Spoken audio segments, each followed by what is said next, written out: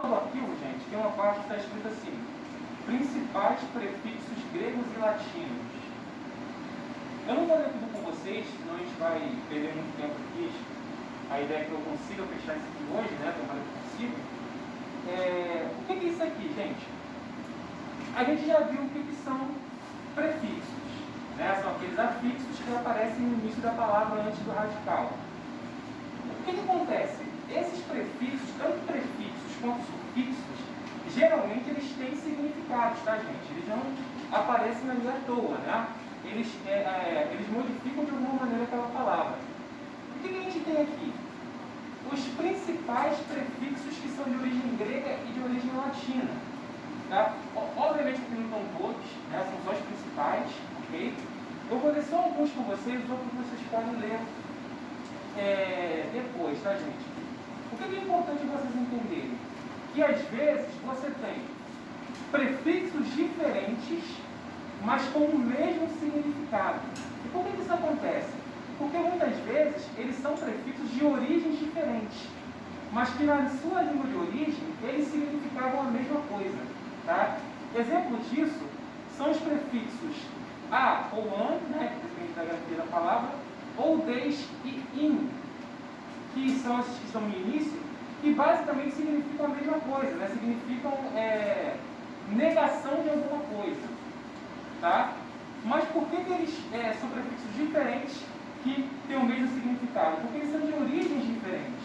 Enquanto esse prefixo a ou an, ele é de origem grega, os prefixos des e in são de origem latina. Tá? Mas eles têm o mesmo significado, que é esse significado de negação. E aqui nós temos o exemplo de algumas palavras no português com esses prefixos. Tá? O an e o an, nós temos as palavras ateu, que significa negação de Deus, né? Tem origem lá no grego, né? Theos, né? Deus, ateu, negação de Deus, e anarquia, né? Que significa negação de governo, né? A anarquia é aquele movimento político, né? Que prega a destruição do Estado, ok? Então, anarquia, negação do governo, negação de uma forma de governo, né? Está com esse prefixo aí. E nós temos as palavras desnecessário e infeliz, que aí já apresentam prefixos de origem latina, né? Os prefixos des e prefixo in, né? Significa desnecessário, né? Negação de necessidade, ok? O des aí. E o infeliz, que significa negação de felicidade. Então, são prefixos com origens diferentes, mas que significam basicamente a mesma coisa, tá, gente? Só tomem cuidado com o seguinte: o fato de eu ter um prefixo a que indica negação, quer dizer que toda palavra que tem a na frente significa negação? Não, é isso aí que vocês têm que ter cuidado, né? Por exemplo, amigo. Amigo é negação de alguma coisa? Não, você tem um A ali, tem um A comum. Então, não necessariamente, se eu tiver um in, se eu tiver um des, se eu tiver um A, eu vou ter a ideia de negação. A gente tem que analisar a palavra ali para a gente ver a estrutura dela. Ok? Temos alguns outros aqui, né? Nós temos, por exemplo, o di, que é de origem grega, e o bi, que é de origem latina, né? Que basicamente significam duas vezes, né? Como, por exemplo, dípode e bípede. Né? Bípede são aqueles animais de duas patas. Né? Nós temos aqui, por exemplo, o en e o in, que significam ingestão, né? Perdão, significam posição interna. Aí nós temos encéfalo, que dá a ideia de dentro do cérebro, né? Porque nós temos um exame chamado encefalograma, né? Uma exame de análise do cérebro. E o in, né? Na palavra ingerir, ou seja, colocar para dentro, né? Os dois significam aí posição interna. Qual número é isso daí? É aqui lá no finalzinho do arquivo, onde está escrito principais prefixos gregos e latinos. Uma tabelinha que eu coloquei lá no final. Você achar? Ok, gente? Então, assim, só alguns exemplos, né, que eu quis ver com vocês dos principais prefixos gregos e latinos. Outros vocês podem dar uma olhadinha, ok? Adianto para vocês que não são só esses, a lista é bem longa, mas esses são os principais, né? Achei importante colocar isso aqui porque de vez em quando aparece em prova, né? Então é importante que vocês deem uma olhada nessas tabelinhas, né? Pelo menos dos mais conhecidos, tá, gente? Tem aqueles que são mais conhecidos, né? Como esses de negação, que costumam ser os mais cobrados, tá? Então eu acho que vale a pena, até porque de vez em quando eles gostam de colocar algumas questões do tipo: dos prefixos das palavras a seguir, o único que não significa, sei lá, posição interna é essa palavra. Aí você tem que saber diferenciar daquelas palavras qual é a única que não tem um prefixo que significa posição interna. Acho que tem até uma questão aqui assim, né? Das palavras a seguir, a única que indica negação é. Aí você tem que achar a única palavra que tem um prefixo que indica negação. Então, de vez em quando eles gostam de colocar umas questões assim. Então, é importante que vocês fiquem ligados, tá? Bom, vamos lá, pessoal? Eu vou explicar isso aqui, vou passar algumas questões para vocês irem fazendo e já vou finalizando essa parte do conteúdo, tá? Vamos lá, gente. Agora a gente vai falar especificamente de processos de formação de palavras, tá? Já falamos da estrutura da palavra, vimos os elementos principais aí de uma palavra, e agora nós vamos falar de como as palavras se formam, tá? Basicamente, nós temos dois grandes processos de formação de palavras em português e alguns outros que são menores, digamos assim, né? Que eu até vou falar mais rapidamente, porque não são tão importantes quanto esses dois. Mas o mais importante de todos é esse primeiro, que é a derivação, tá? Que é o principal processo de formação de palavras do português. A maioria das palavras do português são formadas a partir desse processo, que é o processo de derivação, tá? Que consiste em utilizar palavras já existentes para formar outras. Então, como é que funciona esse processo? Basicamente, você pega palavras que já existem, que nós chamamos em português de palavras primitivas, como foi o caso que a gente viu no início da aula, a palavra terra, por exemplo. Você pega palavras que já existem e a partir dessas você forma outras, tá? Você pega aquela primitiva, que é aquela que dá origem a todas as outras, e você vai formando outras palavras, ok? Esse é o principal processo utilizado no português. A maioria das palavras tem essa origem, tá? E a derivação, ela pode se dividir em vários outros processos que a gente vai ver aqui, né? Não são outros processos, todos são derivação, tá? Mas são derivações que se formam de maneira diferente, tá? Todas têm esse princípio, de se formar a partir de uma palavra primitiva, ok? Porém, a maneira como essa derivação acontece, que varia um pouquinho entre esses processos aqui, beleza? Então, tanto que eu dividi em A, B, C e D, então fiquem atentos que todos eles são tipos de derivação, tá? Só muda a maneira ali como esse processo se constrói. Deu para entender, gente? Sim? Muito bem. Primeiro, derivação prefixal. Como o próprio nome já diz, é formada a partir de prefixos. Todo mundo já sabe o que é prefixo, né? Expliquei lá no início. Aquele elemento que aparece no início da palavra, antes do radical. E basicamente é quando você pega uma palavra que já existe e você insere um prefixo. E aí o que acontece? Você cria uma nova palavra, você forma uma palavra nova, tá? Temos alguns exemplos. Super-homem. Gente, muito cuidado com esses prefixos, porque eles parecem que são palavras comuns, né? Então, muito cuidado com esses prefixos que são maiores, tá? Super-homem. Sim, super é um prefixo, tá? Super-homem, eu já tinha a palavra homem, é a palavra primitiva, eu insiro esse prefixo super-homem, eu crio uma palavra nova, ok? Então, derivação prefixal, porque eu inseri um prefixo. Preconceito, essa palavra é bem interessante, que às vezes a gente nem nota qual é o significado primário dela, né? Porque ela foi ganhando tantas atribuições, né, que a gente até esquece.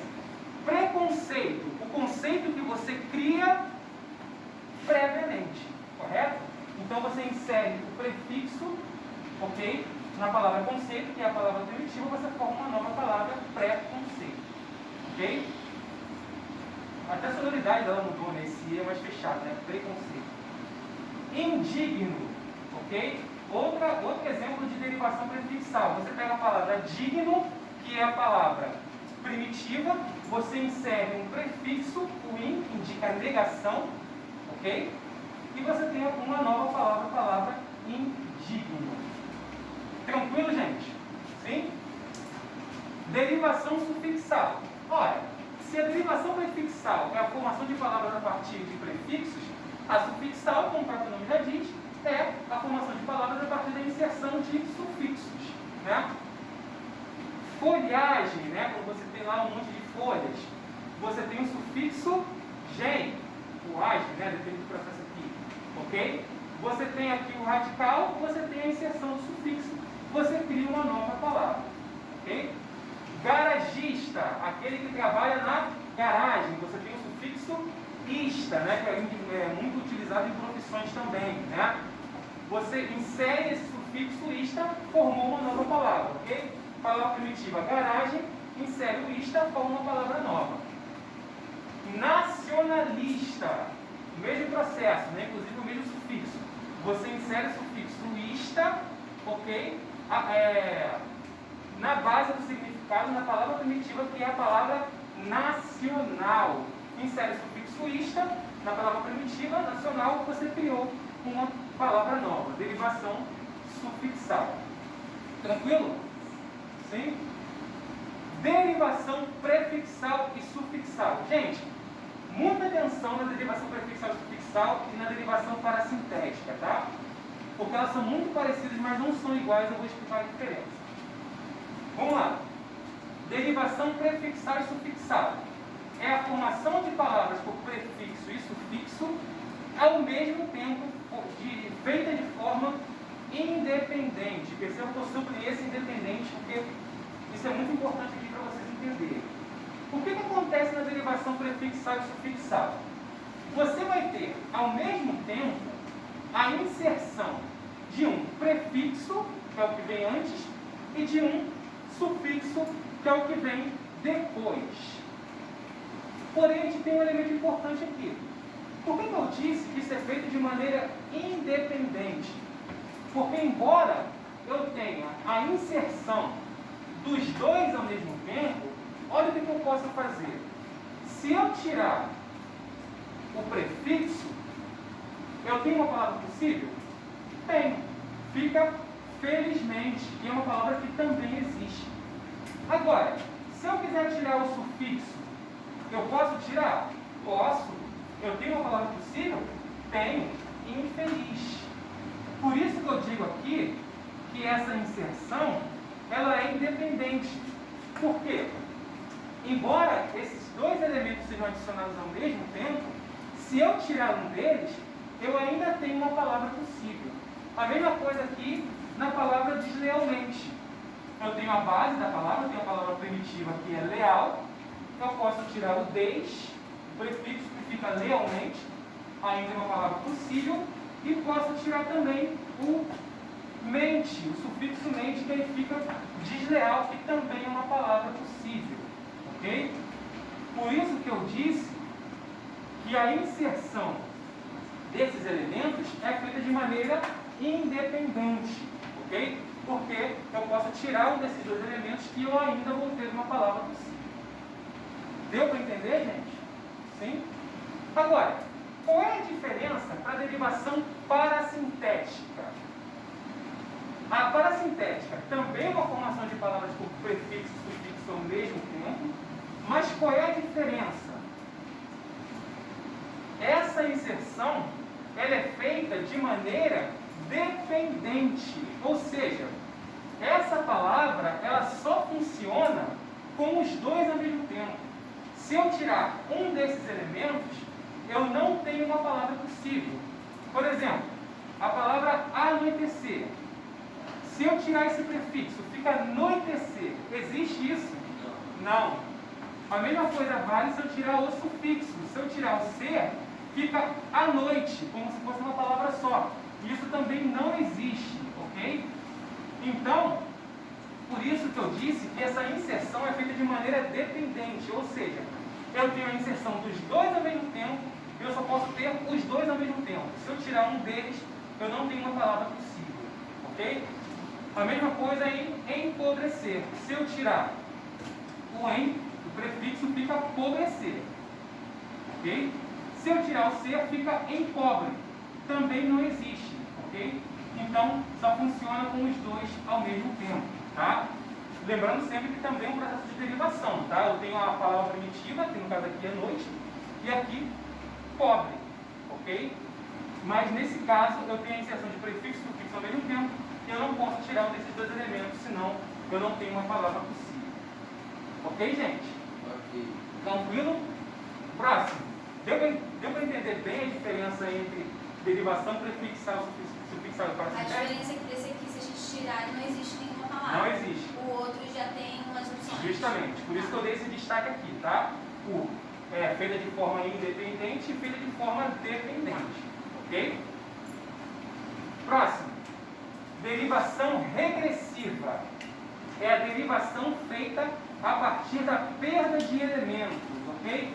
Aqui, o princípio é o mesmo, tá? Você sempre tem uma palavra primitiva em todos esses casos aqui, mas qual é a diferença?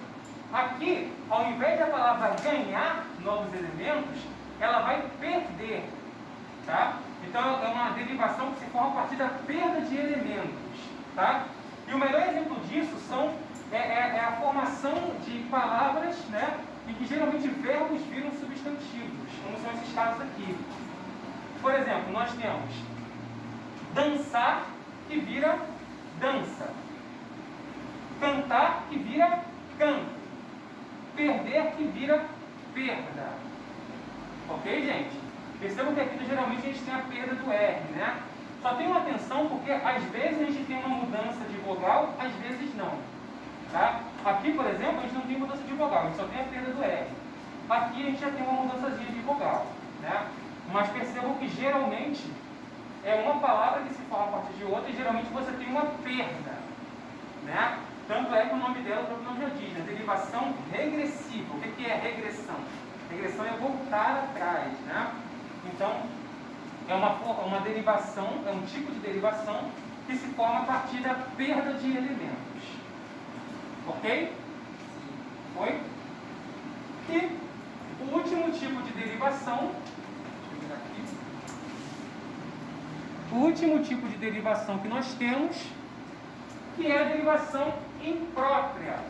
E como é que ocorre essa derivação? É a derivação que ocorre a partir de uma mudança na categoria gramatical da palavra. Aqui, gente, geralmente, você não vai ter uma mudança significativa na palavra. Tá? Deixa eu acrescentar o S. Não.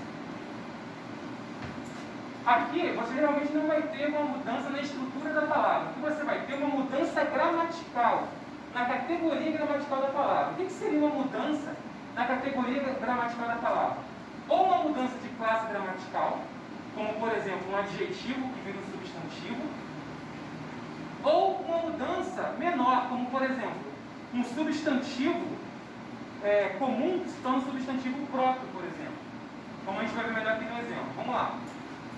Primeiro exemplo, as árvores eram verdes. Aqui nesse primeiro exemplo eu tenho um adjetivo. Por quê? Verdes está qualificando árvores, né? Portanto é um adjetivo, né? Essa é a função do adjetivo, qualificar substantivo, certo? E no segundo exemplo eu tenho a mesma palavra, porém eu tive uma mudança de classe gramatical. O verde da floresta era lindo. Perceba que nesse caso eu não estou qualificando nenhum elemento, eu estou nomeando. Então aqui eu tenho um substantivo. Nesse caso, eu tive uma mudança gramatical de um adjetivo para um substantivo. Eu mudei a classe gramatical da palavra, né? Então aqui eu tenho um exemplo de derivação imprópria, porque eu só mudei a categoria gramatical da palavra. Eu nem mexi nela direito, tá? O mesmo caso aqui. No primeiro exemplo, adoro coelhos. Coelhos aqui, substantivo comum, porque é o animal, correto? No segundo exemplo, meu nome é Silvio Coelhos. Coelhos, nesse caso, é um sobrenome. como algumas pessoas têm, né? É um sobrenome, portanto, é um substantivo próprio. Lembra de aquela diferença? Substantivo comum, substantivo próprio, né? Substantivo próprio, nome de pessoa, nome de cidade, de lugar, tanto que geralmente é até grafado com letra maiúscula, né?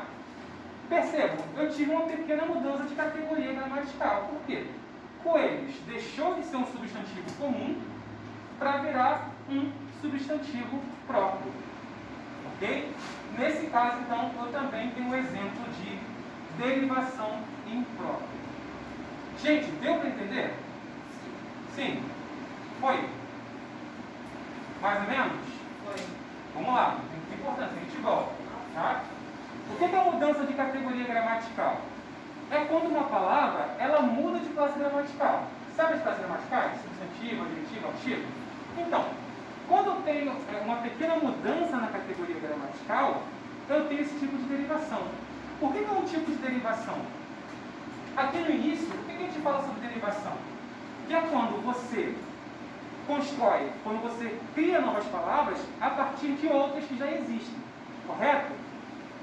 Essa aqui, mais ainda, porque aqui na verdade você nem altera a forma da palavra. Você só pega uma palavra que já existe e você apenas muda a classe gramatical dela. Como é o caso aqui. As árvores eram verdes. Verdes aqui está qualificando árvores. Portanto, é um adjetivo, que são aquelas palavras que a gente usa para poder atribuir algum tipo de qualidade, né? Qualidade positiva, qualidade negativa. Ok? Isso é um adjetivo. No segundo, eu tenho a mesma palavra, porém com um sentido um pouco diferente. O verde da floresta era lindo. Nesse caso, como o verde não está qualificando nada, só está dando nome, eu tenho um substantivo. Perceba, é basicamente a mesma palavra. Eu só mudei a classe gramatical. É um exemplo de derivação. Por quê? Eu peguei uma palavra que já existe e estou utilizando essa palavra de outra forma, só que nesse caso como um substantivo. Ok? Segundo exemplo, a mesma coisa. Adoro coelhos. Né? Coelho aqui é um substantivo comum, que é aquele bichinho, né? Todo mundo conhece. Correto? E no segundo caso, o meu nome é Silvio Coelhos. Eu peguei de novo uma palavra que já existe e eu apenas, nesse caso, nem mudei a classe gramatical. Eu só mudei a categoria de substantivo. Por quê? Aqui eu tinha o substantivo comum, que é aquele substantivo que você usa para as coisas em geral. E aqui eu tenho um substantivo próprio, que eu uso para coisas específicas, como nome de pessoas, nome de lugares, correto? Então, também é um tipo de derivação imprópria, porque eu peguei uma palavra que já existe e apenas estou usando de outra forma. A única alteração que eu fiz aqui foi a letra maiúscula, que é obrigatória em todos os substantivos próprios. Ok? Por isso que é um tipo de derivação. Porque você pega uma palavra que já existe e você a utiliza para criar uma outra. Né? Você nem cria outra, na verdade. Né? Você usa a mesma, porém de maneira diferente. Deu para entender, gente? Tranquilo? Tudo bem? Então, beleza, gente. Então, eu vou pedir para vocês fazerem, por enquanto, deixa eu ver.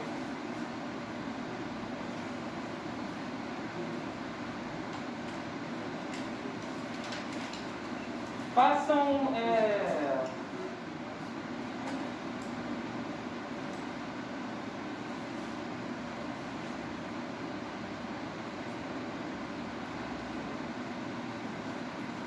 vamos lá, façam a 1, a 2, façam o seguinte, façam da 1 até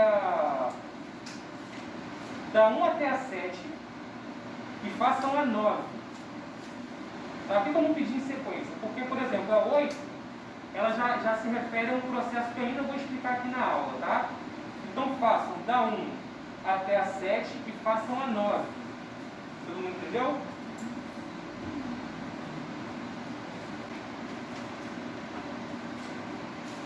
E hibridismo? Aí a número 1 fala de hibridismo, né? Hibridismo, gente, é a formação de palavras por elementos de origens diferentes. Né? Por exemplo, você tem uma palavra que ela se forma a partir de um prefixo grego um prefixo latino, por exemplo, né? Se eu não me engano, por exemplo, a palavra automóvel, ela é formada a partir de um prefixo grego, se eu não me engano, que eu acho que é o auto, e o móvel, que é de origem latina. Como são dois elementos de origem diferente, você chama isso de hibridismo, que seria uma mistura, tá? Aquilo que eu expliquei no início da aula. Palavras cognatas são palavras que têm o mesmo radical. No caso, vocês têm que marcar a única alternativa Que não tem nada a ver. que uma delas não completa a mesma sequência. Entendeu? Tá. Ou seja, você tem uma palavra, pelo menos uma, que ela não tem o mesmo radical das outras.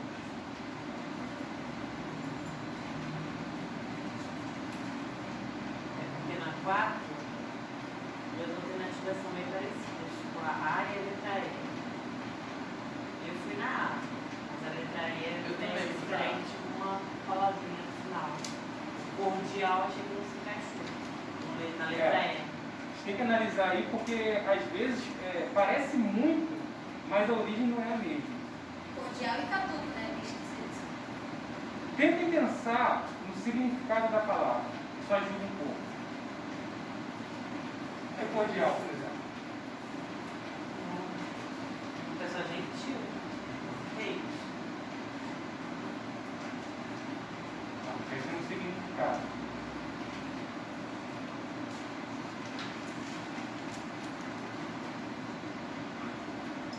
Então, essa ainda assim ainda vai, mas a letra eu acho que também Se se bem sinceramente, tá bem diferente a letra A. Mas essa letra quando eu E falar para também vocês, qual o significado desse cordial, vocês vão achar nada a ver. é cor. Eu não posso falar, só vou dar a resposta. Ai, pra mim tá entre a A e a C. Cordial tem a ver com essa época de... Regimento, regicida, regente, regina. Tem, né? Nobreza, essa parada assim, né? Tem a ver com gentileza, né? É porque o que acontece? Estou tentando arrumar uma forma de explicar para vocês sem dar a resposta.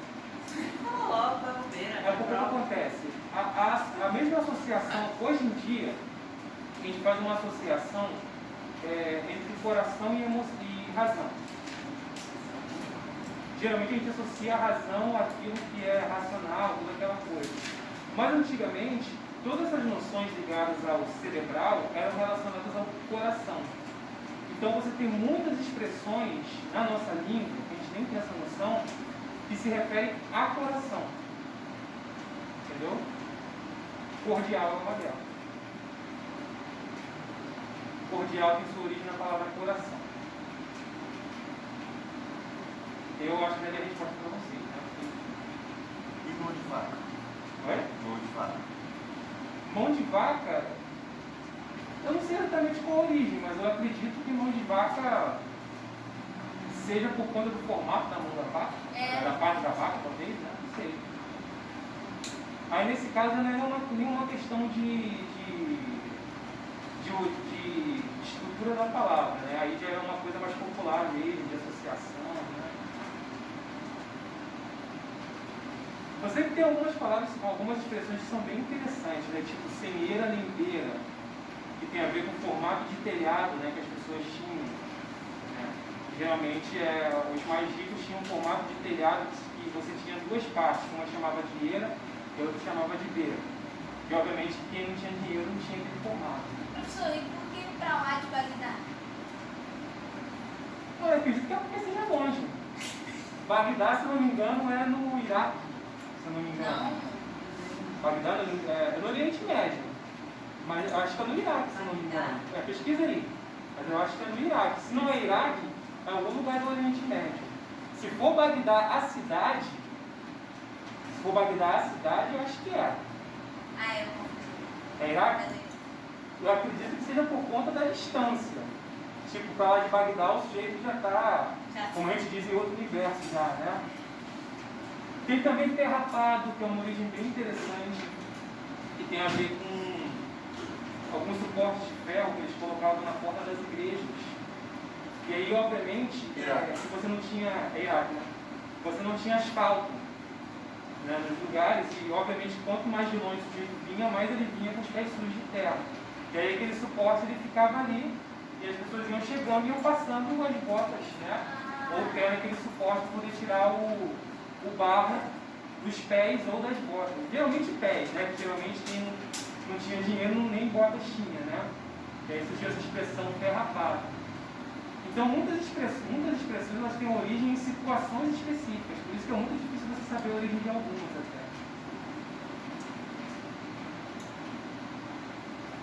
Tem aquela santa do pau louco também, que se não me engano tem referência ao roubo de uma santa. Acho que foi o roubo de uma santa que tinha alguma coisa dentro, um negócio